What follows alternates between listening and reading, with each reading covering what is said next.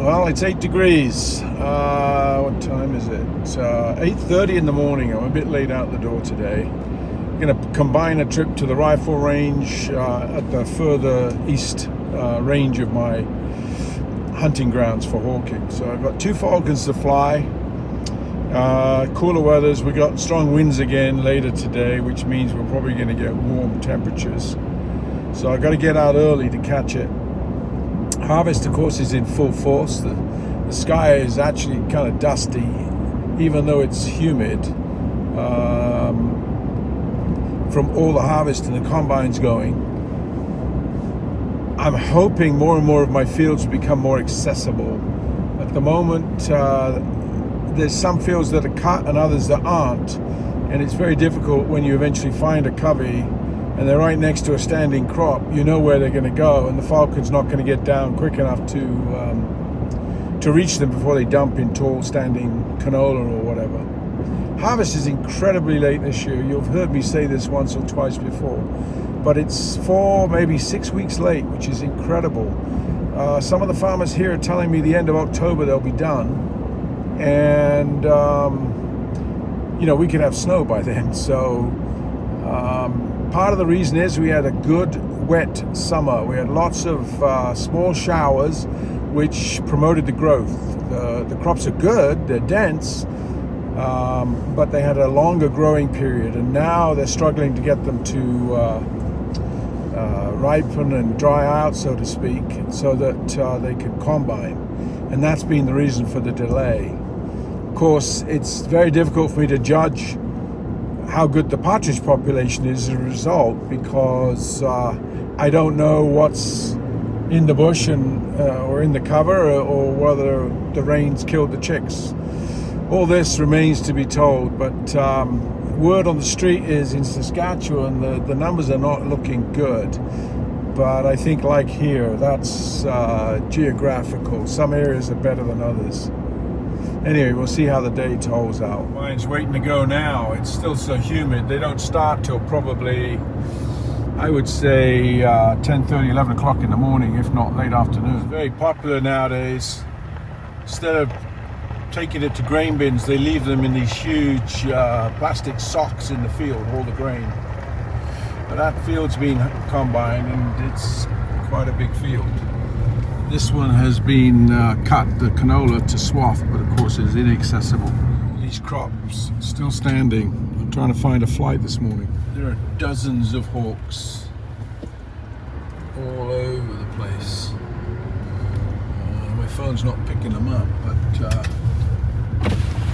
there's probably 20, 30 hawks out there. Just sitting, having eaten bugs or rodents. Sitting on posts. I'm not seeing any prairie falcons, but lots of broad-wing hawks, Swainsons, red-tails. Looking, there's a gorgeous setup here. I mean, just look at it. And from my binoculars, just out there about 200 something yards, there's a covey of huns sitting tight.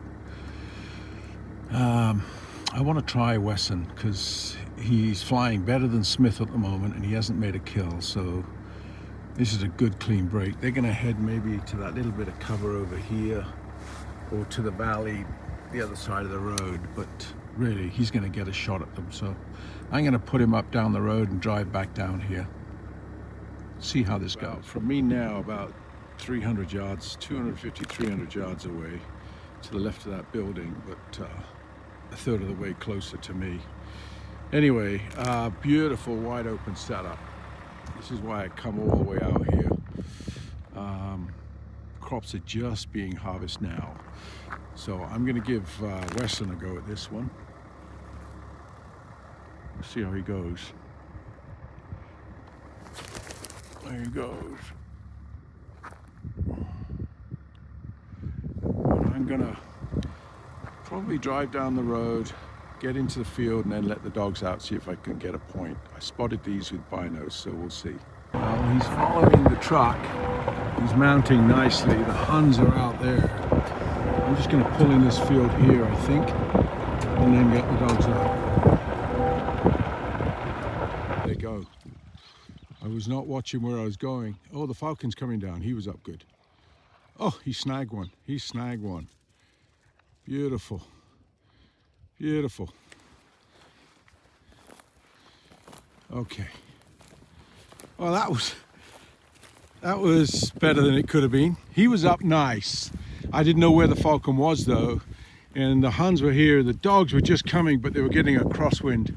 And that was a large covey. They just went. So Wesson's got one. I'm going to drive over there now. It's hard to get over this swath. I can't drive in here, obviously, for this. Stay. I think my dog has found the falcon. If not, I'll revert to GPS. Stay, stay, stay. Griff, stay. I'm going to revert to GPS. I can't see him. He could have crawled in a bush, but oh no. No, I can't see him. There he is. The canola stubble's so tall, I couldn't see him. That was a pretty cool flight. I'll have to look at the metrics in a minute. It went down way quicker than it should have because I had lost or mismarked where the falcons were. The falcon was, I should say. Oh, the Huns. Hey. Yeah, I'd mismarked where the Huns were. And the dogs were coming in from a crosswind. And they flushed wildly. And I had no idea where the falcon was, but he was high enough that he came down at a beautiful stoop and scooped one of these up. Yes. He's a little aloof. Steady. Because he's in high condition. It's okay. It's okay. Looks like a young cockbird. Can't get over how young the partridge are, and it's October 1st. Although they flew pretty strong, they certainly seem like they haven't fully feathered. Anyway, I'm going to pick him up. Picks up so nicely off the kill. Yeah, Griff, you can smell it, but you don't eat it. Yeah, it's a young cockbird, but still a really nice flight. I enjoyed that. What a fantastic setup. You couldn't pay enough money for that setup. I mean, just look at it. Well, that's good. Two birds flown. We got one kill with Wesson. And Smith is eating humble pie. And part of that is because of my fault more than his. I had him close to 20 grams overweight. I do like to fly my birds robustly, but it's getting warm. And I think it showed. The Huns made it look harder than it was. He did hit one. And he hit it pretty good. And then, of course, he chased a second fresh one, and he didn't get it. So I'm kind of okay with that. Anyway, off to the rifle range now. Test some loads before I get into deer. I got an antelope draw in 5 days to fill.